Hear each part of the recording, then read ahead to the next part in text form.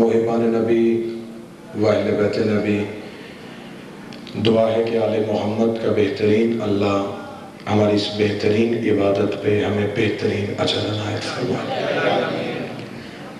آج کی صفحہ ادا پہ حاضر آپ مومنین و مومنات کے توسل سے میں درخواست گزار ہوں، میں ملتمس ہوں، میں گزارش کرتا ہوں اپنے اس مطلق العنان مولا سے جو پردہ غیبت میں کاروان حجت کے لیے کارواں کی حیثیت سے موجود ہے، کہ وہ اپنے رخ انور سے پردہ غیبت ہٹائے اور دنیا کو سمجھائے کہ علی کیا ہوتا ہے۔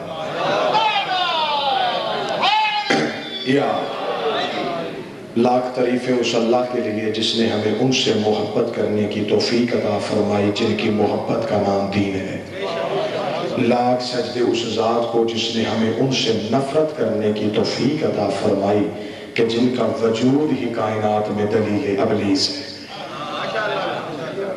اس مقدس بارگاہ میں میری زندگی کی پہلی حاضری ہے، اس سے قبل میں یہاں حاضر نہیں ہوا، نہ میں نے نئی جگہ پہ کبھی آگے یہ کہا ہے کہ میں آپ کے مزاج سے واقف نہیں، کیونکہ علی والوں کا مزاج ایک ہی ہوتا ہے۔ عبادت سمجھ کے اپنے حصے کی نوکری میں نے ادا کرنی ہے۔ یہاں جتنے بھی آتے ہیں کوئی بھی اپنا آپ منوانے کے لیے نہیں آتا، بلکہ ہم اپنے درجات کی بلندی کے لیے آتے ہیں۔ اس دروازے کا ایک نوکر تھا، ہے، رہے گا، نام اس کا جبریل ہے۔ ایک دن اس نے آگے سیدوں کے دروازے پہ کہا تھا کہ اب میں بھی چاہتا ہوں کہ میرا درجہ بڑھ جائے، تو سیدوں نے خوش ہو کے کہا تھا کہ چل پہلے تو سید الملائکہ ہے، آج سے ہم تجھے حسنین کا درزی بنا دیتے ہیں۔ یہاں درجات کی بلندی کے لیے ہم تشریف لاتے ہیں، ماشاءاللہ مہمان نواز لوگ ہیں، قدر کرنے والے لوگ ہیں۔ یا لاکھ شکر اس اللہ کا جس نے ہمیں علی جیسا امام عطا کیا۔ بلا تفریق مذہب و ملت، کسی بھی مسلک، کسی بھی فرقے، کسی بھی مذہب کے پاس ایسا رہبر نہیں۔ ہمیں فخر ہے کہ ہم نے جسے امام ماننا ہے اس کے ماتھے پہ نہ کفر کا داغ ہے اور نہ شرک کا داغ ہے۔ دنیا آج بھی ہم سے ضد کرتی ہے کہ نہیں جی آپ علی کا نام زیادہ بڑھا دیتے ہیں، آپ کو انبیاء بھی یاد نہیں رہتے، بلکہ میں کوشش کیا کرتا ہوں زندہ ذہنوں سے زندہ اپیلیں کروں۔ جو میرے ملک کی موجودہ صورتحال ہے اس وقت یہ کوشش ہو رہی ہے کہ کسی نہ کسی طریقے سے یہ علی کا ذکر چھپا دیا جائے، یہ علی کا ذکر مٹا دیا جائے۔ وہی طاقتیں جو بہت پہلے چپ ہو گئی تھی وہ آج دوبارہ سر اٹھا رہی ہیں اور خود کش حملے کر کے یہ سمجھتے ہیں کہ شاید چند دھماکے ہوں گے اور ذکر علی کا ختم ہو جائے گا۔ میں شیعہ قوم کا ماتمی ہونے کی حیثیت سے ملک کی ہر سٹیج پہ اپیل کر رہا ہوں، ہم نہ تھے علی تب بھی علی تھا، ہم نہ ہوں گے علی تب بھی علی ہوگا۔ 1070 خطیب نماز جمعہ کے خطبوں میں میرے مولا علی کے خلاف بھونکتے رہے، اپنی ماؤں کے ناپاک دودھ کی خیانت کی گواہیاں دیتے رہے۔ وہ 1070 خطیب مر گئے، ذکر علی کا آج بھی زندہ ہے۔ وہ بادشاہ اپنی قبروں کے جہنم میں چلے گئے، لیکن ذکر تو ابو طالب کے بیٹے کا آج بھی زندہ ہے۔ اگر تم چاہتے ہو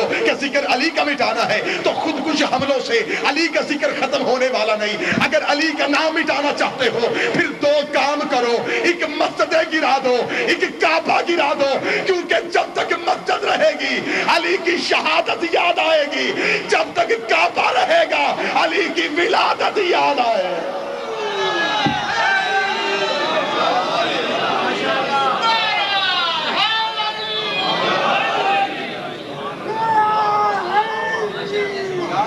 لائے کوئی مذہب ایسا رہبر جو اپنے اللہ کے گھر میں آیا ہو۔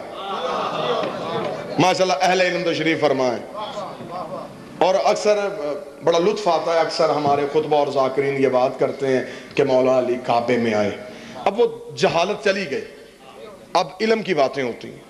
اب بچے شیعہ سنی آپس میں بحثیں نہیں کرتے، اب مقابلہ یہودیوں اور عیسائیوں سے۔ بچے پوری رات انٹرنیٹ پہ بیٹھ کے عیسائیوں سے بحث کرتے ہیں۔ اس بچے کے کچے ذہن میں بیٹھ جاتا ہے کہ علی کعبے میں آیا، ایسا ہی ہے قبلہ۔ اس کے ذہن میں بیٹھ جاتا ہے کہ میں نے مجلس سنی تھی، مولوی صاحب جا کر جو آ رہا ہے وہ کہہ رہا ہے علی کعبے میں آیا، علی کعبے میں آیا۔ وہ صبح مسجد میں نماز پڑھنے جاتا ہے، وہ کہتا ہے مولوی صاحب قرآن بعد میں پڑھائیے گا، پہلے مجھے بتائیں، کل میرے علاقے میں مجلس تھی، غلطی مجھ سے ہو گئی، چلا میں گیا، کیونکہ مولوی صاحب نے کہا کہ مجلس میں جانے سے نکاح ٹوٹ جاتے ہیں، اور جتنے ٹوٹے ہم نے آج تک دوبارہ ہوتے بھی نہیں دیکھے۔ مجلس میں چلا گیا، وہاں پڑھنے والے ذاکر، خطیب، مقرر جو آتا تھا وہ یہ کہتا تھا علی کعبے میں آئے۔ مولوی صاحب ضد ہم نے کرنی ہے، آپ نے ہمیں سکھایا کہ ضد کیا کریں، شیعوں سے ہر معاملے میں ضد کرو۔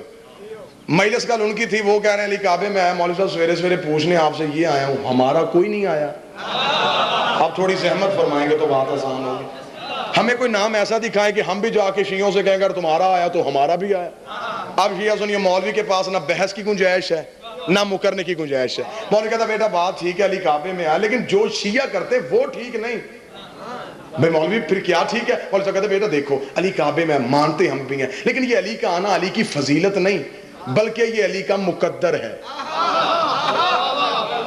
یہ تقدیر ہے، وہ اللہ جسے دے وہ اللہ دیتے ہوئے کو دیکھتا ہے۔ بس اللہ نے مہربانی کر دی کہ بیٹا ابو طالب کا کعبے میں آ گیا، 1400 سال ہو گئے شیعہ بات پکڑے بیٹھے، ہمارا علی کعبے میں آیا، ہمارا علی کعبے میں آیا، ہمارا علی کعبے میں آیا۔ بیٹا یہ بات فضیلتوں کی نہیں ہوتی، یہ بات مقدر کی ہوتی ہے، یہ بات قسمت کی ہوتی ہے۔ میری زندگی کی پہلی حاضری ہے اس مقام پہ، مجھے دکھ ہوگا اس بندے پہ جو لفظ سن کے نہ بولے۔ میری ساری زندگی یہ سمجھ میں نہیں آیا کہ مقدر جب بھی چمکا علی کا چمکا، قسمت جب بھی جاگی علی کی جاگی۔ علی کعبے میں آیا قبلہ، یہ بھی علی کا مقدر۔ 3 دن علی کی ماں اللہ کے گھر مہمان بن کے بیٹھی رہی، یہ بھی علی کا مقدر۔ 3 دن حوریں کنیزی کرتی رہی، یہ بھی علی کا مقدر۔ فرشتے غلامی کرتے رہے، یہ بھی علی کا مقدر۔ تیسرے دن نبی نے آ کے علی کو ہاتھوں پہ اٹھایا، پھر یہ بھی علی کا مقدر۔ نبی نے علی کو اپنی زبان چسائی، یہ بھی علی کا مقدر۔ محمد نے علی کو اپنے ہاتھ پہ لوری دی، یہ بھی علی کا مقدر۔ نبی علی کو لے کے اپنی حویلی میں آ گیا، یہ بھی علی کا مقدر۔ ابو جہل کے چہرے پہ تماچا مارا، یہ بھی علی کا مقدر۔ جھولے میں عطر کو تو حصوں میں چیر کے رکھ دیا، یہ بھی علی کا مقدر۔ دعوت ذوالعشیرہ میں کھڑے ہو کے تیرے محمد کی نصرت کا اعلان کیا، پھر یہ بھی علی کا مقدر۔ شیب ابی طالب میں محمد کے ساتھ رہا، یہ بھی علی کا مقدر۔ پانی کی مشکی اپنی کمر میں رکھ کے جا کے محمد کو بلاتا رہا، یہ بھی علی کا مقدر۔ خطرے کے بستر پہ محمد بن کے سو گیا، یہ بھی علی کا مقدر۔ نبی کی امانتیں واپس کرتا رہا، یہ بھی علی کا مقدر۔ خیبر کا دروازہ ہوا میں اڑا دیا، یہ بھی علی کا مقدر۔ خندق میں کل ایمان بنا، یہ بھی علی کا مقدر۔ یسرب الدین بنا، یہ بھی علی کا مقدر۔ فاتح درائن بنا، یہ بھی علی کا مقدر۔ نقطہ بائے بسم اللہ بنا، یہ بھی علی کا مقدر۔ انگوٹھی زکوٰۃ میں دی، آیت قرآن کی اتار لی، یہ بھی علی کا مقدر۔ چادر کے نیچے لے کے بیٹھا، آیت قرآن کی اتاری، یہ بھی علی کا مقدر۔ تیرے محمد کے ہاتھوں اپنا اعلان ولایت کروایا، یہ بھی علی کا مقدر۔ صحابہ سے اپنی بیعت کروائی، یہ بھی علی کا مقدر۔ تیرے نبی کو غسل دے، یہ بھی علی کا مقدر۔ تیرے نبی کا جنازہ پڑھے، یہ بھی علی کا مقدر۔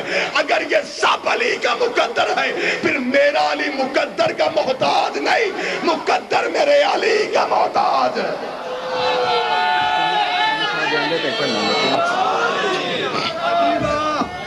اللہ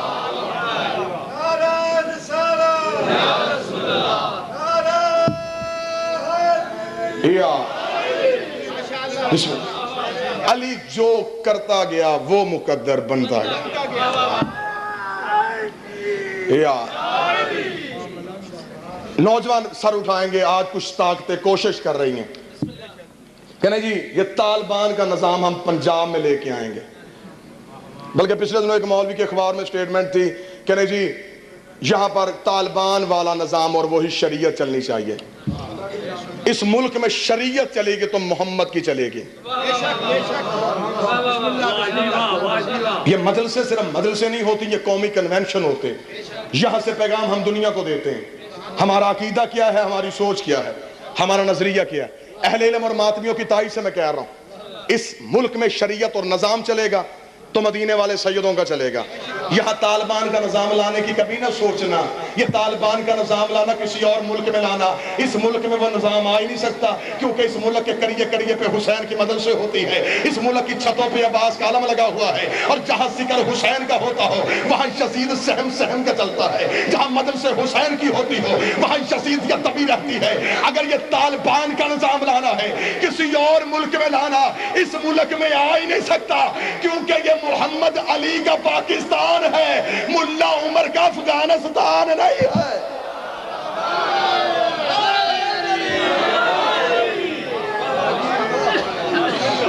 کیونکہ بنانے والا محمد علی تھا، وہ حسینی تھا، وہ ماتمی تھا۔ آج بھی لاہور کے میوزیم میں چلے جاؤ، لاہور کے عجائب گھر میں چلے جاؤ، اوپر والے فلور پہ جہاں تصاویر کی گیلری ہے، وہاں پہلی تصویر محمد علی کے جنازے کی لگی، اور آپ پہلے لمحے 85 بندے میری گواہی دیں گے، بندہ ساری زندگی بھی عقیدہ چھپائے، جنازے پہ نہیں چھپتا، جنازے پہ عقیدہ ظاہر ہو جاتا ہے کہ اس بندے کی سوچ کیا ہے، اس بندے کا مسلک کیا ہے۔ آج بھی محمد علی کے جنازے کی تصویر دیکھو، تصویر پہ 2 پرچم نظر آ رہے ہیں کالے رنگ کے، صرف پرچم ہی نہیں، واضح لکھا نظر آتا ہے یا حضرت عباس علمدار۔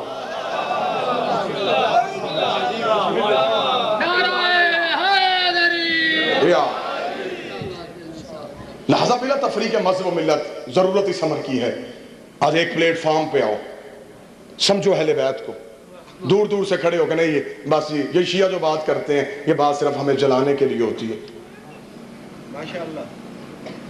دنیا علی ولی اللہ کیا سمجھے، ابھی تک تو دنیا محمد رسول اللہ نہیں سمجھ سکی۔ اہل علم بندے بیٹھے ہیں بے شک، لیکن میں قبلہ مولانا حسینی صاحب میں تصدیق بھی لوں گا اور داد بھی چاہوں گا، علی ولی اللہ سمجھانے میں محمد کے 23 سال لگے تھے، اور پھر دنیا کی سمجھ میں آئے، لیکن ابھی تک تو دنیا محمد رسول اللہ نہیں سمجھی۔ آپ بول کے گواہی دیں کیا میرے ملک میں وہ نعتیں بند ہو گئی ہیں کہ سلام اس پر کہ جس کے گھر نہ سونا تھا، نہ چاندی تھی، نہ بوری تھی، نہ بستر تھا۔ آج 1400 سال کے بعد مسلمان اپنے نبی کا عقیدہ دنیا کو بتا رہے ہیں، ہمارے نبی کے گھر میں کچھ نہیں تھا، ہمیں تیرے اندر کے درد کا پتہ ہے، تو نے اس لیے کہا کچھ نہیں تھا، اگر تو کہتا کچھ تھا پھر بتانا پڑتا وہ کچھ کس کا تھا۔ جو محمد کے گھر میں کچھ تھا وہ کچھ کس کا تھا، وہ سیدوں کی ماں بی بی خدیجہ الکبریٰ جب محمد کے صحن میں آئی ہے، پھر یہ بی بی خالی ہاتھ نہیں آئی تھی، دولت کے ڈھیر لے کے آئی تھی، سونے کے انبار لے کے آئی تھی، اور ہسٹری اسلام کی گواہ ہے جب نبی کے دروازے پر یہ بی بی بیٹھی تھی تو دروازے کے باہر ننگی تلواریں لے کے عرب کے گستاخوں نے کہا تھا کہ محمد ہم تجھے قتل کرنے آئے ہیں، تو ہمارے خداؤں کا برا کہتا ہے۔ جب یہ تیرے نبی کے قتل کے ارادے سے دروازہ رسالت پہ کھڑے تھے تو پردے کے اندر بیٹھی اسی سیدوں کی ماں نے کہا تھا مولا تو پریشان کی ہوتا ہے، تیری جوتیوں کی قسم ہے یہ جتنے تیرے دروازے میں بھونکنے آئے ہیں یہ سارے میرے قرضدار ہیں، یہ سارے میرے نمکخوار ہیں۔ بی بی نے پردے کے اندر کھڑی ہو کے آوازیں پہچان کے کہا تھا اب فلاں ابن فلاں بتا کیا تیرے باپ نے میرا اتنا قرضہ نہیں دینا، اب فلاں کے بیٹے بتا کیا تو میرے کمی کا بیٹا نہیں ہے، اب فلاں کے بیٹے بتا کیا تو میرے مزدور کا بیٹا نہیں۔ سب نے ہاتھ باندھ کے کہا تھا کہ بی بی قرضدار بھی تیرے ہیں، نمکخوار بھی تیرے ہیں۔ بی بی نے کہا پھر گھبراتے کیوں ہو، میرے محمد کے کلمے پڑھتے جاؤ، قرضے معاف کرواتے جاؤ۔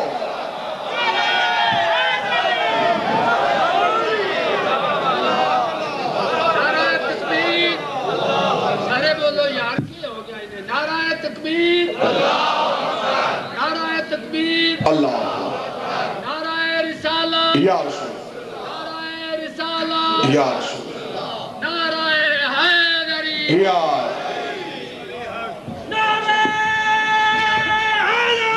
یا۔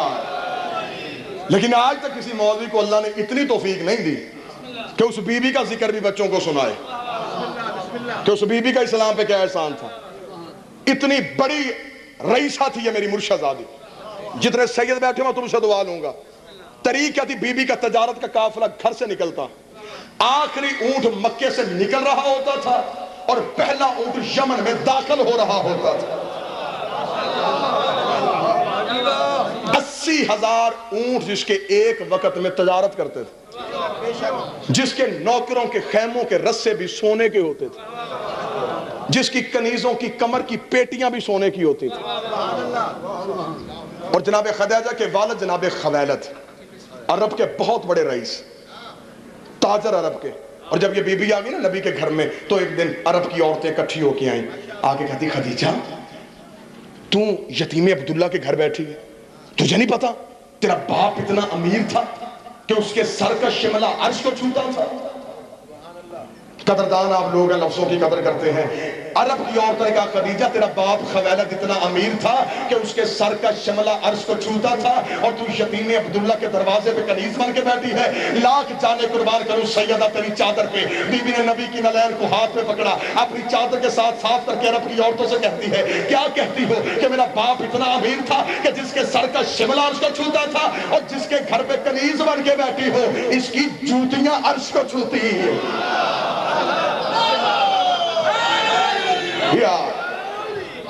یہ وہ بی بی ہے جو اسلام سے لے لے کے نہیں، اسلام کو دے دے کے، اس کا خرچہ ہے اسلام پہ۔ اور میں طریقہ تبری سے پڑھ رہا ہوں کہ بی بی کا جب تجارت کا قافلہ گھر سے نکلتا، رات کی طریقی میں تجارت کے قافلے نکلا کرتے تھے، بی بی کا تجارت کا قافلہ گھر سے نکلتا، عرب کے چور لٹیرے رستے میں کھڑے ہو کے تجارت کا سامان لوٹ لیتے۔ اگر آپ عرب کا کلچر یا عرب کی تہذیب پڑھ کے دیکھیں تو عرب میں نہ صنعت تھی نہ زراعت تھی، قافلے لوٹنا ہی ان کا روزگار تھا۔ رات کو قافلہ لوٹتے، دن کو معزز بن کے ڈیرے پہ بیٹھ جاتے ہیں۔ نہیں شاید میں سمجھا نہیں سکتا۔ حیدریہ، رات کے چور دن کے چودھری۔ رات کا یہ عرب کی تہذیب ہے، یہ کلچر ہے عرب کا۔ رات قافلے لوٹنا، دن کو معزز بن کے ڈیرے پہ بیٹھ جانا۔ 3 قافلے بی بی کے مسلسل لوٹ چکے۔ بی بی نے کہا ایسے کام تو نہیں بنے گا کہ روز رات کو قافلہ نکلتا ہے، یہ روز لوٹ لیتے ہیں۔ تیسرے دن شریعت کی ملکہ نے حیا کا برقع سر پہ لیا، اپنے محل سے نکلی بازار میں، خرامہ خرامہ چلتی، رک گئی آ کے سردار ابو طالب کے ڈیرے کے دروازے پہ۔ عرب میں جب کسی کا چولہا بھی نہیں جلتا تھا، علی کے باپ کا ڈیرہ اس وقت بھی چلتا تھا۔ عرب کے فیصلے سیدوں کی حویلی میں ہوا کرتے تھے۔ سامنے مسجد میں بیٹھا تھا علی کا باپ ابو طالب، بی بی نے آ کے ابو طالب کو سلام کیا۔ ابو طالب تو بہتر سمجھتا ہے، میرا باپ خویلد بھی عرب کا بہت بڑا رئیس تھا، کسی کا چولہا بھی نہیں جلتا تھا، علی کے باپ کا ڈیرہ اس وقت بھی چلتا تھا۔ عرب کے فیصلے سیدوں کی حویلی میں ہوا کرتے تھے۔ سامنے مسجد میں بیٹھا تھا علی کا باپ ابو طالب، بی بی نے آ کے ابو طالب کو سلام کیا۔ ابو طالب تو بہتر سمجھتا ہے، میرا باپ خویلد بھی عرب کا بہت بڑا رئیس تھا، میں تاجر کی بیٹی، میں خود تاجرہ ہوں، میرا تجارت کا سامان گھر سے نکلتا ہے۔ ابو طالب عرب کے یہ چور، پتہ بی بی کو بھی تھا بندے کون ہیں، عرب کے یہ چور رستے میں کھڑے ہو کے میرا سامان لوٹ لیتے ہیں۔ پردہ دار ہونے کی وجہ سے ساتھ میں جا نہیں سکتی، سردار ہونے کی حیثیت سے تیرا حق بنتا ہے کہ تو میرے سامان کی حفاظت کرے۔ جناب خدیجہ کا لفظ کہنا تھا، حضرت ابو طالب زیر لب مسکرائے، مسکرا کے خدیجہ اپنے گھر واپس چلی جا، آج کے بعد تیرا سامان کوئی نہیں لوٹتا۔ جب کہا آج کے بعد تیرا سامان کوئی نہیں لوٹتا، چند قدم بی بی خدیجہ پیچھے ہٹی، بی بی خدیجہ کا نوکر آگے بڑھا، آگے بڑھ کے بی بی کہاں جا رہی ہے؟ بی بی کا سردار نے کہہ دیا ہے کہ تیرا سامان کوئی نہیں لوٹتا۔ نوکر نے کہا بی بی تو بھی کمال کر رہی ہے، تو نے اتنا تو پوچھا نہیں، وہ تلواریں دے کے محافظ بھیجے گا، کوئی بندے ہمارے ساتھ بھیجے گا، ہمارا رستہ تبدیل کروائے گا، طریقہ اس نے نہیں بتایا، اور تو بھی جا رہی ہے۔ خدیجہ نے نوکر کے منہ پہ ہاتھ رکھا، تجھے نہیں پتا بڑے بڑے گھروں میں چھوٹی چھوٹی باتیں نہیں کیا کرتے، بڑے بڑے گھروں میں چھوٹے چھوٹے سوال نہیں کیا کرتے۔ اس کا بی بی پوچھ تو صحیح، کرے گا کیا؟ خدیجہ کا پوچھو کیا، تجھے نہیں پتا یہ جو کہہ دیتے ہیں وہ ہو جاتا ہے۔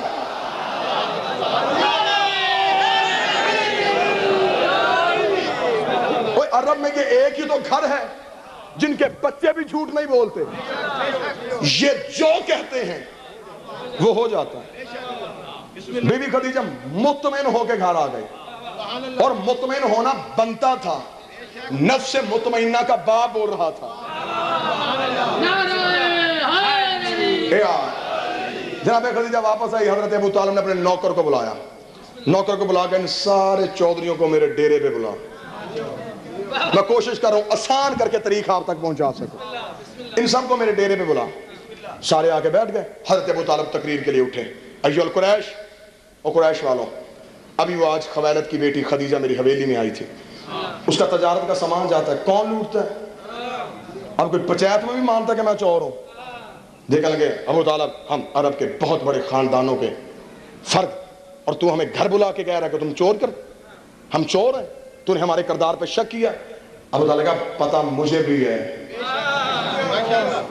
کون لوٹتا ہے، لیکن تمہیں گھر بلا کر سمجھا رہا ہوں، یوں سامان لوٹنا کوئی اچھی بات نہیں، کر کے کھایا کرو، ہاتھ ہاتھ سے ہاتھ سے کما کے کھاؤ. جب کہنا ہاتھ سے کما کے کھاؤ, ہاتھ سے کما کے کھاؤ. ایک بندہ سڑا بلا اٹھ کے کھڑا ہوا, اس نے کہا ابو طالب کیا کہا؟ ہاتھ سے کر کے کھائیں. ہمیں اتنا تو بتا, عرب میں کوئی کاروبار ہے؟ عرب میں کاروبار کیا ہے, کریں کیا؟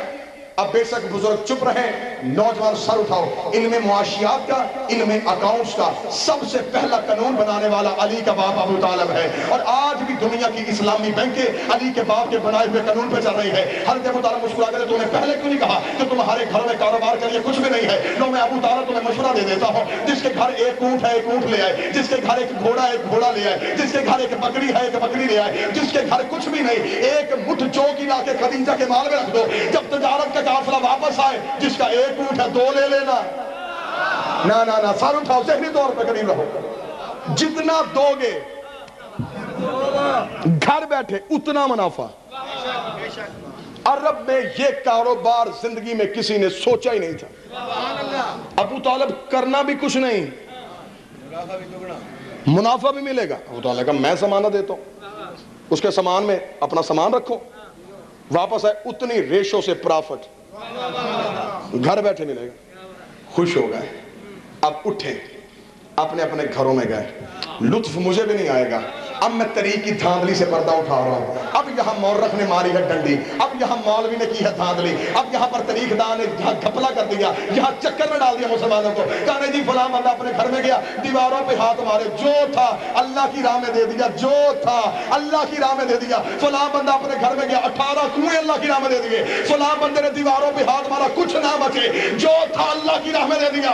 لا قرآن منبر پہ رکھ میرے سر پہ, میں طریق کا سامان ہو کے کہہ رہا ہوں, کسی نے اللہ کی راہ میں نہیں دیا, جس نے بھی دیا تھا ڈبل کروانے کے چکر میں دیا تھا.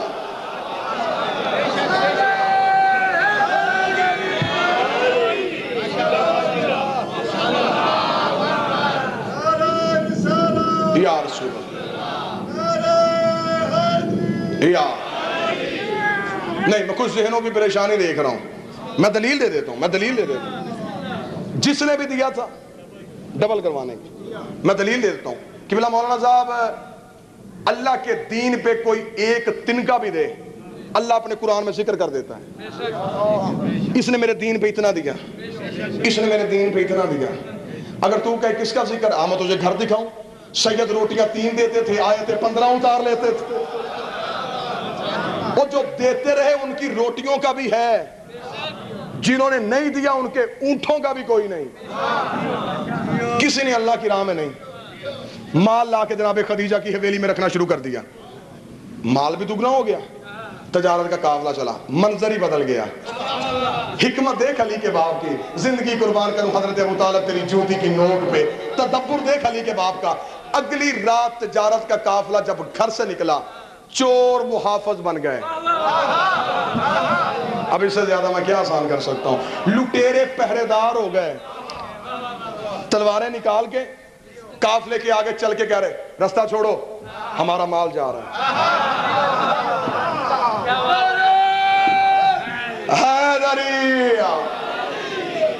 رات سے ہم کاروباری ہو گئے ہیں, اب ہمارا بھی بزنس ہے,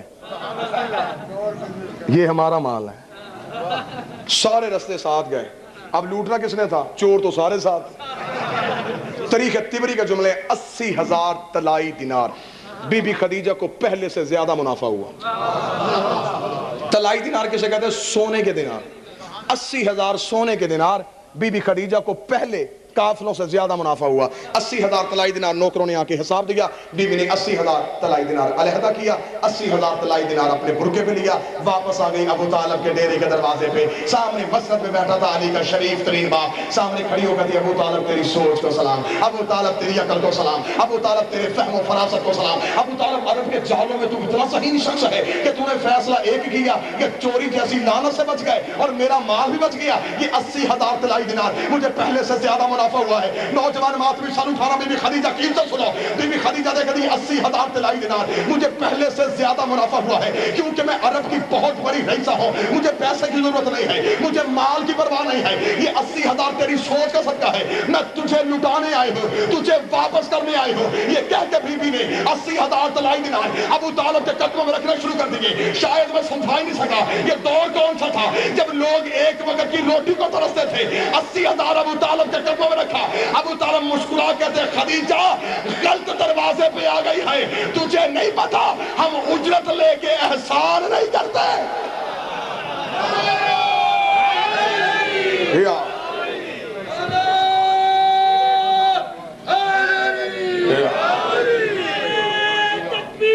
اللہ یا رسول اللہ یا جی بسم اللہ. اٹھا اسے. یہ وہ خاندان نہیں ہے وہ جو قبلہ مولانا نے کہا تھا 200 کی ڈاچی. ہم اجرت لے کے احسان نہیں کرتے. آپ پچاتی بندے ہیں. اگر سردار یہ ہے بی بی یہ بھی کم نہیں, یہ بھی عرب کے رئیس کی بیٹی ہے. جب ابو طالب نے اٹھا اسے, بی بی دیکھا دے ابو طالب سن, اگر تو اجرت لے کے احسان نہیں کرتا پھر میں بھی شرمندگی کی زندگی نہیں جینا چاہتی. ساری زندگی تیرے قرض کا بوجھ میرے سر پہ رہے گا. اتنا بڑا احسان کیا, رکھا بھی کچھ نہیں. ابو طالب میں نہیں اٹھاتی, رکھتا یہ نہیں, اٹھاتی وہ نہیں. درمیان میں توحید اتر آئی. بڑے گھروں کا معاملہ ہو بڑے طے کرتے ہیں, درمیان میں توحید اتر آئی. ابو طالب مسکراتے خدیجہ اگر کرنا چاہتی ہے پھر ایک کام کر. خوش ہو گئی خدیجہ, تھوڑا ایک آسرا ملا. ہاں ابو طالب بول, درہم چاہیے, دینار چاہیے, جائیداد چاہیے, کیا چاہیے؟ ابو طالب کا چاہیے کچھ نہیں, سب اپنے پاس رکھ. ایک کام کر, بھتیجا میرا جوان ہے, میں تو آ گیا ہوں نتیجے کے قریب. میرے بڑے بھائی عبداللہ کا بیٹا ہے, نام اس کا محمد ہے. اگلا جو تیرا تجارت کا قافلہ جائے اس میں میرا محمد ساتھ لے جانا. لو یہاں سے اب تقریر دوسرے مرحلے میں داخل ہو گئے. مولوی نے ساری زندگی نبی بکریاں چراتے دکھایا. یقین کریں کہ نبی کی زندگی کوئی اور پہلو تھا ہی نہیں کہ بس بکریاں چرایا کرتے تھے اور جبریل نے پڑھایا اور نبی اور یا عقیدہ بدلو یا درود تاج بدلو. درود تاج میں کیا پڑھتے ہو؟ بلہ عاصمہ و جبریل خاتمہ. جبریل تیرا خاتم ہے. اگر جبریل خاتم ہے پھر نوکر کی ضرورت کیا کہ سردار کو پڑھائے.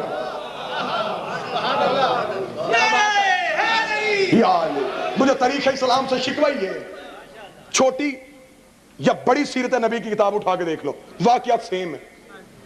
بس یہ بکریاں چرا رہے تھے, جبریل نے پڑھا دیا.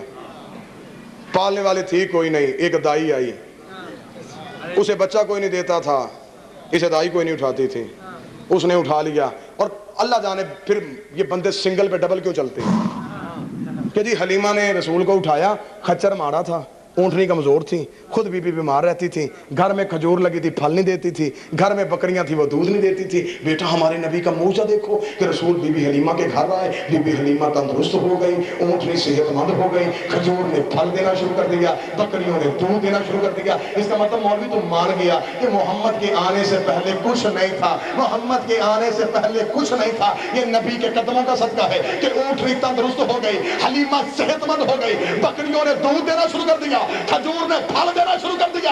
اگر عقیدہ یہ ہے پھر نتیجہ تو یہ نکلتا ہے کہ حلیمہ نے محمد نہیں پالا, محمد نے حلیمہ کو پالا.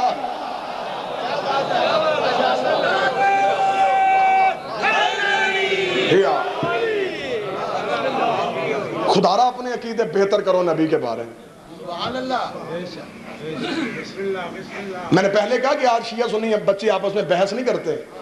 آج عیسائی بچہ تیرے مسلمان بچے سے کہے مسلمانوں تم کہتے ہو تمہارا نبی افضل ہے, ہم عیسائی کہتے ہیں ہمارا عیسیٰ افضل ہے. قبلہ مولانا مسلمان بچہ دلیل مانگے گا, وہ عیسائی دلیل کی پوزیشن میں ہے, وہ دلیل دے گا کہ تمہارا قرآن کہتا ہے ہمارا عیسیٰ 3 دن کا بولا. جب مریم کی قوم نے کہا, جو قبلہ نے آیت پڑھی تھی, مریم نہ تو ایسی نہ تیرا باپ ایسا, یہ بغیر شوہر کے بیٹا کہاں سے لے آئی.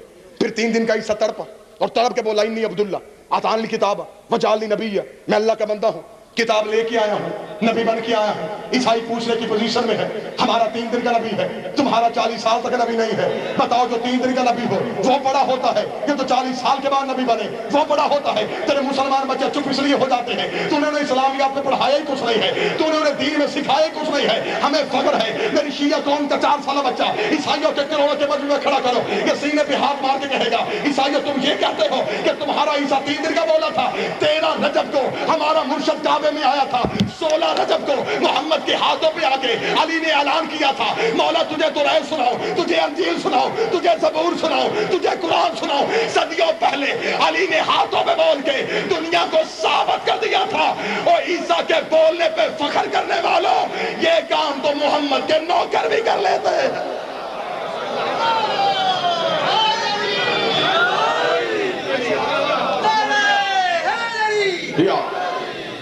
ایسے کام تو محمد کے نوکر کر لیتے ہیں۔ جن نبی ہم جیسا خطیب عالم قبلہ اظہر سنزیدی آل اللہ مقامہ ہو مولا حسین کے پہلو میں جگہ عنایت فرمائے، ان کا جملہ میں انہی کے نام سے پڑھ رہا ہوں کیونکہ بڑوں کی باتیں چھوٹوں کو بڑا بنا دیا کرتی ہیں۔ خطیب عالم محمد کہا کرتے تھے، مولانا بڑی سننے والی بات ہے، کہ ایک چھپڑ کے کنارے ایک ڈڈی اور ڈڈو مینڈک اور مینڈکی بیٹھے تھے۔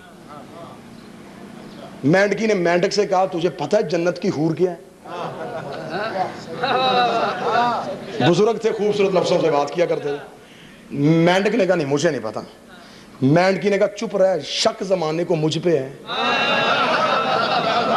اور یہیں پہ قبلہ سلسلہ زیادی کہا کرتے تھے حیدری، قبلہ زیادی صاحب کہا کرتے تھے کہاں چھپڑ کی مینڈکی، کہاں جنت کی حور، کہاں بد شکل مولوی، کہاں محمد کا نور۔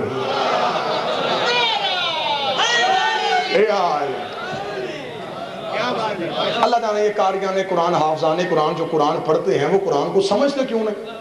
کیا قرآن میں نہیں ہے اِنَّا أَنزَلْنَاهُ فِي لَيْلَةِ الْقَدْرِ وَمَا أَدْرَاكَ مَا لَيْلَةُ الْقَدْرِ؟ اور تم کیا جانو یہ قدر کی رات کیا؟ لیلۃ القدر خیر من الف شہر، یہ قدر کی رات 1000 مہینوں کی راتوں سے افضل ہے۔ مسلمان سارا سال اپنے بچوں کو بتاتے ہیں بیٹا رمضان کی آخری 10 راتوں میں ایک رات ہے، اس رات کی برابری باقی راتیں نہیں کر سکتی، اس رات کی نماز کی برابری 1000 مہینوں کی راتیں نہیں کر سکتی۔ میں ماتمی ہونے کی حیثیت سے پوچھنے کی پوزیشن میں ہوں کہ راتیں تو ساری ایک جیسی ہوتی ہے، پھر اس رات کی فضیلت کیا ہے؟ جواب ہر مسئلہ کا مولوی ایک ہی دیتا ہے کہ اس رات پہ قرآن اترا، اس رات پہ قرآن اترا۔ پھر گھروں میں جا کے سوچنا جس رات پہ قرآن اترے اگر وہ رات باقی راتوں جیسی نہیں تو جس ذات پہ قرآن اترے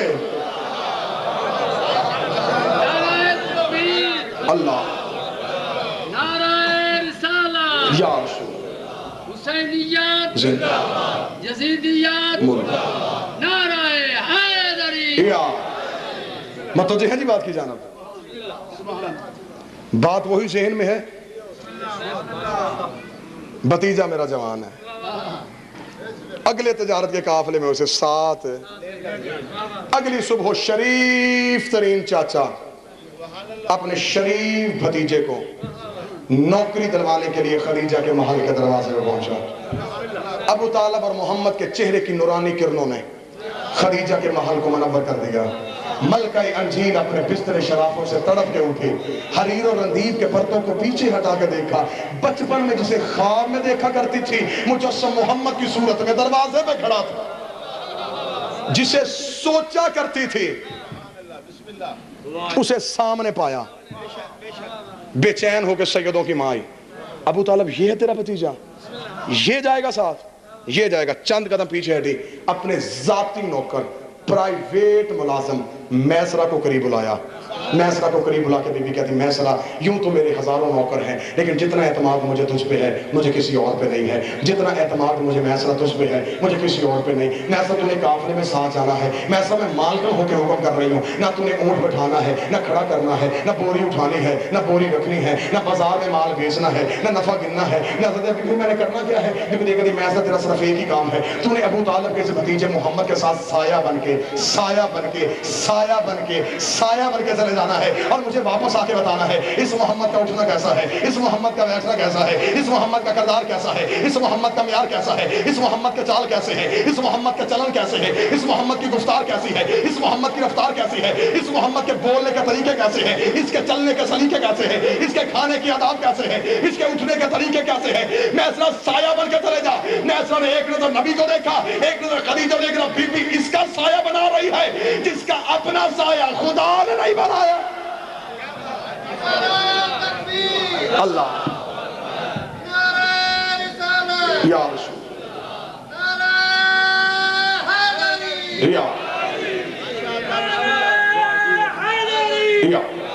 اور یہ سارے علماء کرام مانتے ہیں کہ ہمارے نبی کا سایہ نہیں تھا. سایہ یا بندے سے آگے چلتا ہے یا پیچھے. اللہ نے کہا میں گوارا ہی نہیں کرتا میرے نبی کا سایہ بھی نبی سے آگے چلے. نہیں آپ تھوڑی زحمت کریں گے, میں نتیجہ دے رہا ہوں. سایہ بھی نبی سے آگے چلے اللہ برداشت نہیں کرتا. اب پچاتی بندے مجھ سے بہت زیادہ پڑھے لکھے ہیں, مجھے بول کے بتائیں سایہ ہے کیا؟ بندے کی اپنی شبیہ جو عکس بن کے زمین پہ نظر آتی ہے. اللہ نے کہا میں گوارا ہی نہیں کرتا میرے نبی کا سایہ نبی سے آگے چلے. اب دلیل وزنی ہو تو بولنا واجب ہے. اب مجھے بول کے بتاؤ جو بندہ نماز پڑھائے وہ آگے کھڑا ہوتا ہے, جو پڑھے وہ پیچھے کھڑا ہوتا ہے. جس محمد کا اپنا سایہ خدا محمد کے آگے برداشت نہیں کرتا, اسے کوئی بت پرست آگے کھڑا ہو کے نماز کیسے پڑھا سکتا ہے؟ اچھا میرے اللہ تو نے آگے نہیں بنایا پیچھے بنا دے. اللہ نے کہا نہیں, پیچھے چلنے میرے نبی کے صحابی, پیچھے چلنے میرے نبی کے وفادار, پیچھے چلنے میرے نبی کے جانسار ساتھی. میں اللہ گوارا ہی نہیں کرتا کہ کسی صحابی کا قدم محمد کے سائے پہ آئے. لو جھگڑے ختم ہو گئے. اس بات کا حل نہ گالی میں ہے نہ گولی میں ہے, اس بات کا تو حل ہی نکل آیا. صحابہ اور اہل بیت میں فرق سمجھ نہیں آ گیا کہ صحابی اسے کہتے ہیں جن کے قدم اللہ محمد کے سائے پہ نہیں دیکھتا, اور اہل بیت انہیں کہتے ہیں جن کے قدم محمد کے خدا شانوں پہ دیکھ رہا تھا. بس ختم کروں, آ جاؤ نتیجے پہ. سایہ بن کے چلے جا. چلا گیا میسرہ بے چینی سے بی بی خدیجہ انتظار کرتی رہی. میسرہ نے آ کے محل کا دروازہ کھولا. مسند سے بی بی اٹھی.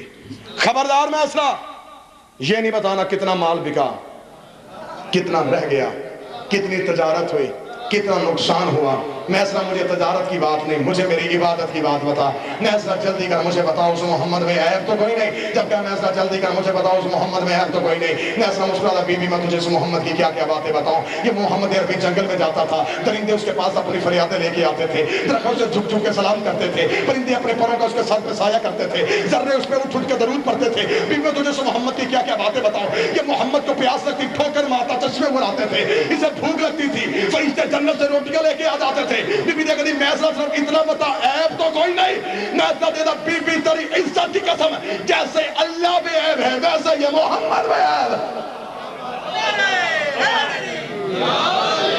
خوش ہو گئی سیدوں کی ماں, خوش ہو گئی میسرہ. یا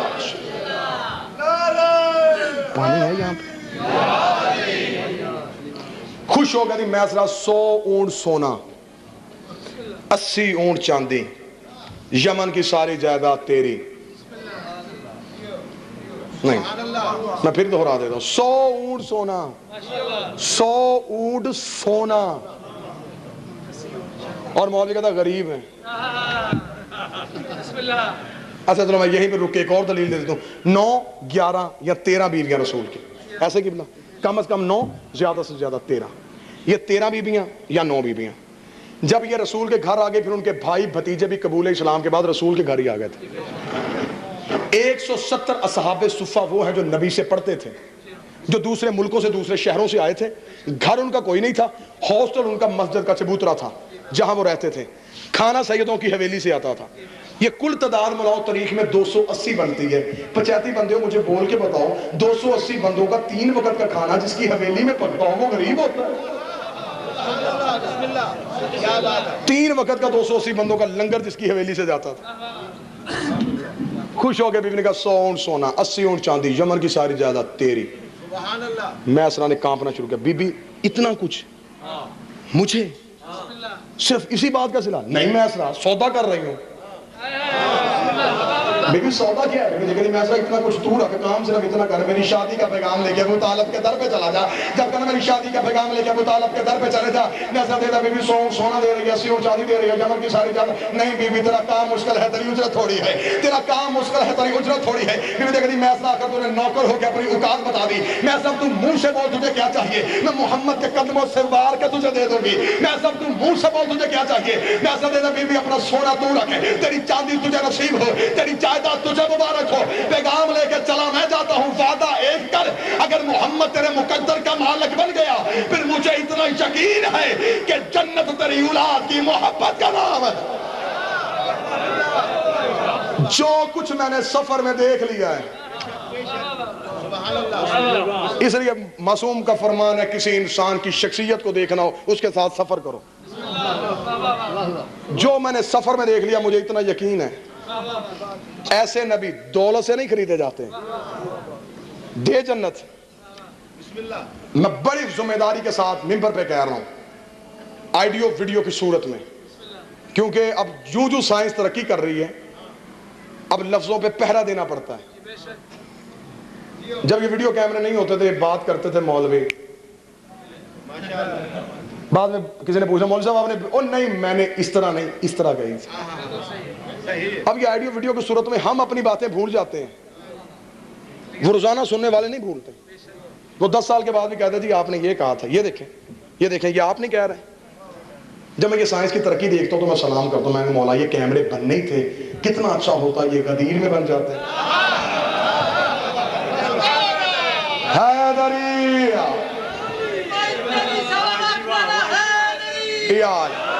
پھر آج کسی کے پاس کوئی مکرنے کی گنجائش نہ ہوتی، بلکہ ہم روائنڈ کر کر کے دکھاتے ہیں. وہ جو بیعت کر رہے ہیں، وہ جو مبارک دے رہے ہیں، لہذا میں بڑی ذمہ داری اور بڑے وسوع کے ساتھ کہہ رہا ہوں، پیغام شادی کا بی بی کے گھر سے آیا. حق یہ نہیں بنتا تھا پیغام اس گھر سے آتا. آپ بہتر سمجھنے والے مجھے بول کے بتائیں، شریف لڑکی والوں کو کوئی گھر پسند آئے خود بات نہیں کرتے، درمیان میں کسی معزز کو ڈال دیتے. میں مثال دے دیتا ہوں، جیسے محمد کو علی بڑا پسند تھا، درمیان میں اللہ کو ڈالا تھا. لیکن خدیجہ کے گھر سے پیغام آیا، حکمت سننا اور دعا دے دینا. بی بی خدیجہ نے پیغام بھیجا، اللہ نے کہا خدیجہ پیغام تو بھیج. پیغام بی بی خدیجہ نے کیوں بھیجا؟ اگر پیغام نبی بھیج دیتے. درود سارے حضرات مل کے بلند آواز سے پڑھ لیں، اللہم صلی اللہ علیہ وسلم. بسم اللہ جی. امام زمانہ بلند تر اللہ بسم اللہ. اجازت کی سرکار علامہ قبلہ محمد عباس کو تشریف لے آئے. مولا صدقہ محمد و اہل بیت محمد کا انہیں صحت والی زندگی عطا فرمائے، ان کا سایہ ہمارے سالوں پہ قائم رکھے، سرکار کی صحت کے لیے اور اپنے اپنی بلندی درجات کے لیے. درود سارے ذات مل کے بلند آواز اللہم صلی علی محمد. اجازت ہے جو بات میں نے شروع کی ہے یہ میں ختم کر دوں؟ نہیں، میں خود اس چیز کو محسوس کروں گا، میں زیادہ دیر انہیں زحمت نہ دوں، بڑی جلدی میں نتیجے کے قریب آؤں. جی بسم اللہ. جی میں اپنے حصے کی حاضری دوں، قبلہ سے دعا لوں. پیغام بی بی کے گھر سے آیا. اگر پیغام نبی بھیجتے آج مولوی کہہ دیتے مالدار جو تھی، اسلام کو پیسے کی ضرورت تھی اس لیے رسول نے پیغام بھیج دیا. اللہ نے کہا نہیں خدیجہ پیغام تو بھیج. بی بی خدیجہ نے کہا میرے اللہ میں عورت ہوں، میرے بھرم ہے، میری انا ہے، میرا اصول ہے، میں عورت ہو کے پیغام بھیجوں. اللہ نے کہا خدیجہ تو عورت ہو کے مزاج بدل، تو عورت ہو کے اپنی انا توڑ دے، پیغام تو بھیج. وعدہ میں اللہ کرتا ہوں میں تیرے احسان کا بدلہ دوں گا، میں محمد کی شریعت بنا دوں گا کہ نکاح پڑھنے سے پہلے مولوی لڑکی کی مرضی پوچھیں گے پھر لڑکے کی رضا پوچھیں.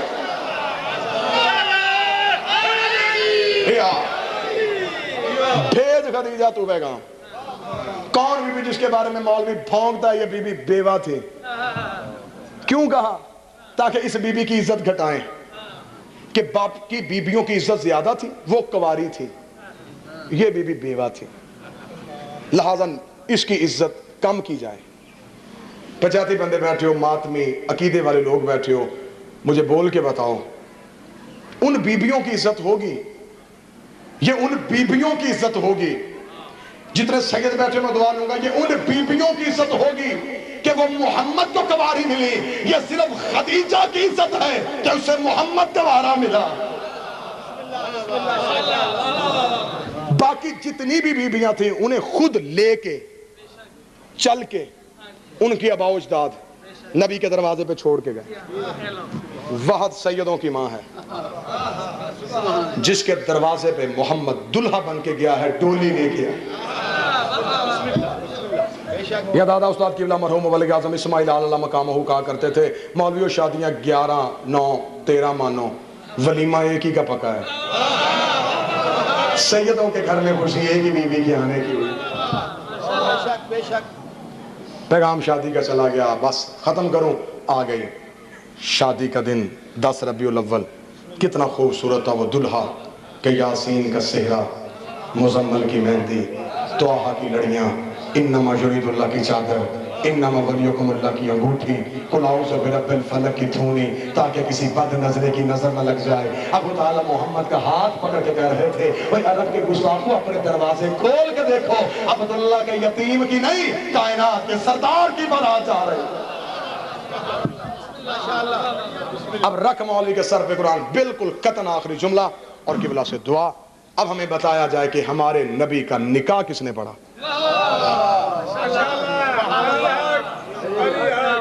کبھی بھی مولوی ابو طالب کا نام نہ لیتے اگر اس وقت کسی کا باپ بھی مسلمان ہوتا۔ اس وقت تو کسی کا باپ بھی مسلمان نہیں تھا، مجبوری میں قبلہ کہہ دیا نہیں جی کلمہ ابو طالب نے پڑھا، نکاح نہیں پڑھا۔ بلکہ جو نوجوان بیٹھے ہو، یہ پچھلے دنوں کی 26 ربیع الاول کے قریب روزنامہ جنگ کا قبلہ ایڈیشن، اس میں اداریے میں سرکار حضرت ابو طالب پہ پھر دوبارہ تہمت لگائی گئی کہ نہیں جی حضرت ابو طالب مسلمان نہیں ہوئے تھے، آخری وقت تک کلمہ نہیں پڑھ سکے تھے۔ آخری وقت میں رسول نے کان میں کہا چاچا کلمہ پڑھ لیں، اور ابو طالب نے نہیں پڑھا۔ مجھے مولویوں کی سمجھ نہیں آتی، 1400 سال پہلے جو کان میں بات گئی وہ یاد ہے، جو غدیر کے مجمع میں ہاتھ پکڑ کے دکھایا وہ کسی کو یاد نہیں۔ اب میں 3 کتابوں کے نام لے رہا ہوں، سیرت حلبیہ، تاریخ طبری، سیرت ابن ہشام۔ حضرت ابو طالب کا خطبہ نکاح درج ہے جو حضرت ابو طالب نے نبی اور خدیجہ کی شادی کے موقع پہ دیا۔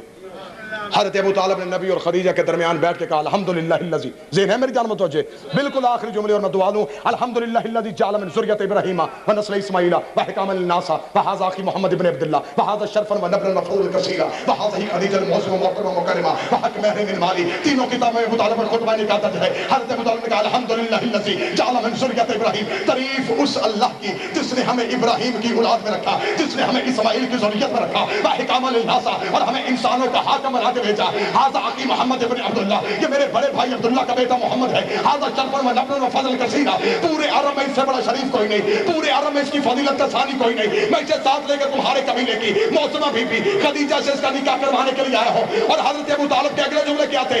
وحق مہر من مالی، جتنا خدیجہ کے گھر والے چاہو، جتنا خدیجہ کے خاندان والے چاہو، حق مہر میں ابو طالب ادا کرنے کے لیے تیار ہو، جتنا تم چاہو حق مہر میں دیتا ہوں۔ آؤ حضرت ابو طالب سے پوچھے مولا تو کن سے کہہ رہا ہے کہ جتنا تم چاہو؟ ان کے رستے میں ایرانی کلیم بستے ہیں، ان کے نوکروں کے خیموں کے رستے سونے کے ہوتے ہیں۔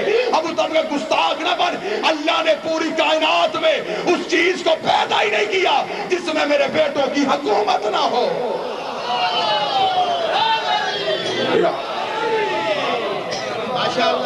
کون ابو طالب جس کے دامن میں پناہ پا کے اسلام کی یتیمی نے جوانی کے انداز سیکھے؟ کسی کی بیٹیاں بازار میں نہیں گئیں، اگر گئیں تو ابو طالب کی بیٹی۔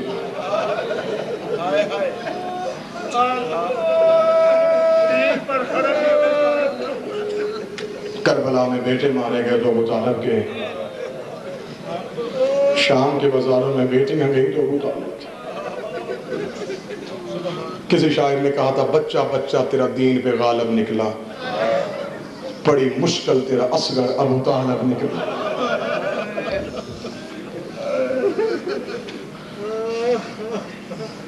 بس میں دو عشاء تبارکن تاکہ حاضری عبادت مکمل ہو سکے، ملک کے بہت نامور مصاحب خان تشریف فرما ہے، جو لفظ کے بلا ابھی ذاکر میرے بھائی جعفر تیار کہہ گئے، رو کے کہتی بتا جعفر کس کا حکم ہے؟ جعفر رو کے کہتا بی بی المغالی عباس کا۔ رو کہتے میرے اللہ تیرا شکر ہے میرے بھائیوں کی نگری آباد ہو، میرے پیر کے حکم چلتے۔ جب آگئی نا واپس مدینے، میں دعا کرتا ہوں میرا اللہ ہر کسی کی بیٹی کا بخت نیک ہو، بیٹیاں پے کے گھر میں واپس آئیں، باپ سر پہ پیار دے کے پوچھے بیٹا تجھے تیرے گھر میں تکلیف، شریف بیٹیاں باپ کو درد نہیں بتاتی۔ بھائی گلے لگا کے پوچھتا رہا بابا پوچھتا رہا تو نہیں بولی، ایک سیکنڈ میں کھیلے ہیں مجھے بتا میں تیری تکلیف دور کروں۔ ماتھا چوم کے کہتی جس کے تجھ جیسے جوان بھائی ہوں انہیں کو تکلیف ہوتی ہے، مجھے کوئی تکلیف نہیں، لیکن اللہ جانے یہ ماں اور بیٹی کا کیسا رشتہ ہے، جب ماں کے گلے لگتی ہے پھر سکھ بھول جاتے ہیں، دکھ یاد آ جاتے ہیں، رو کے کہتے ہیں اماں مجھے بابا پوچھتا رہا میں نہیں بولی، مجھے بھائی پوچھتا رہا میں نہیں بولی، اماں مجھے اس گھر میں یہ بھی تکلیف ہے، اماں مجھے اس گھر میں یہ بھی درد ہے۔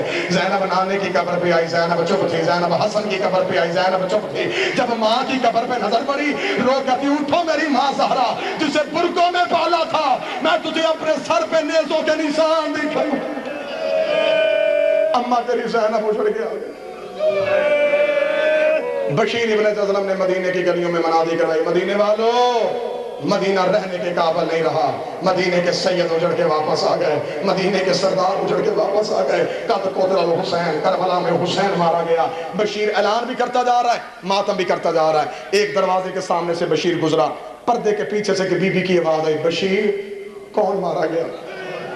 بشیر نے گھوڑا روکا بی بی حسین مارا گیا۔ اندر سے آواز کون حسین؟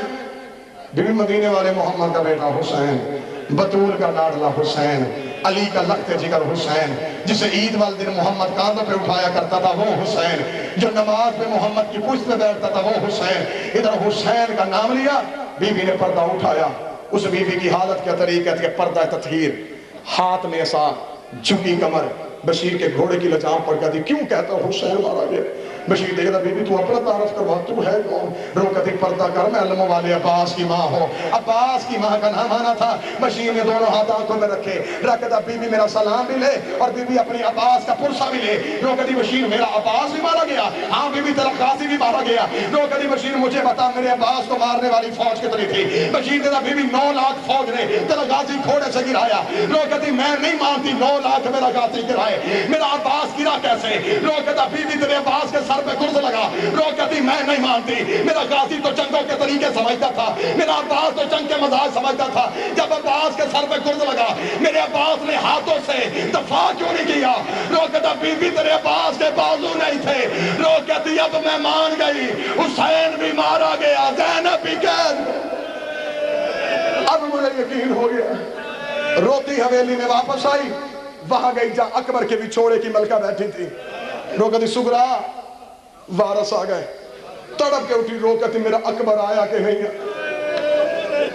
سگرا گئی میں نہیں، اعلان بشیر نے کیا ہے، بس 1 منٹ کی اور زحمت، ماتمیوں عزاداروں سیدوں غیر سیدوں کنیزوں کا حلقہ، قرآن کی آیت گھر سے نکلی، ماں والی چادر، ادھر رستے میں آ کے میرا چوتھا امام بیٹھ گیا۔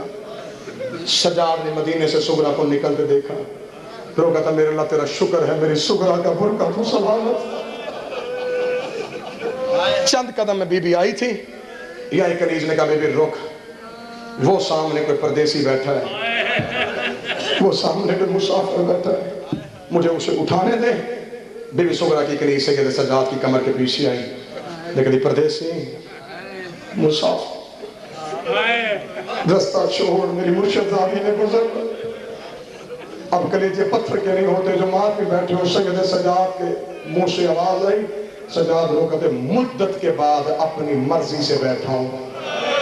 ہائے ہائے ہائے، مدت کے بعد میں اپنی مرضی سے بیٹھا ہوں، مجھے میرے پیروں کے زخم مجھے نہیں دیتے، تو اپنی بیوی سے کہا گزر جا، میں بالوں کا پردہ بنا لیتا ہوں، میں آنکھوں پہ ہاتھ رکھ لیتا ہوں۔ کنیز نے کہتی کیسے گزاروں، وہ بڑی پردہ دار ہے۔ سجاد رو کہتا پردے کا مجھ سے بڑا واقف کون ہوگا؟ تو اپنی بیوی سے کہا، وہ پردیسی کہتا میری مجبوری ہے، میں ہاتھوں کا پردہ بناتا ہوں تو چپ کر کے گزر جا۔ کنیز نے کہتی کیسے گزاروں، تجھے نہیں پتا وہ علموں والے عباس کی بھتیجی ہے۔ جب عباس کا نام آنا تھا سجاد کا منہ کربلا کی طرف ہو گیا۔ رو کہتا میرا مولا قاضی، آج بھی تیری بیٹیاں تیرے مان پہ زندہ۔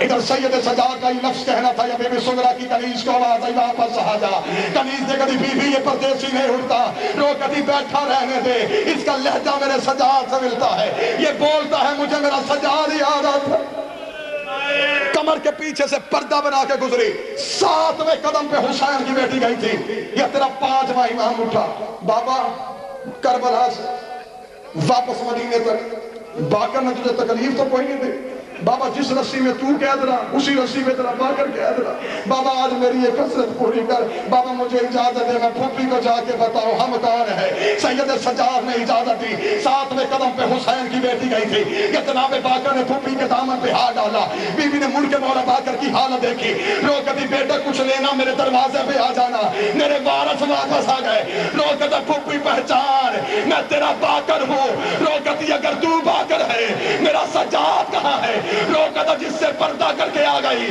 وہ تیرا سجاد ہے بی بی سغرا سجاد کے قریب آئی سجاد کے گلے میں باہیں ڈال کے کہتی اور تجھے جوان بھیجا تھا تیری کمر کیوں جھک گئی تیرے سر کے بال سفید کیوں ہو گئے سجاد کی آواز آئی عائشہ عائشہ سغرا مجھے شام کے موڑ کھا گئے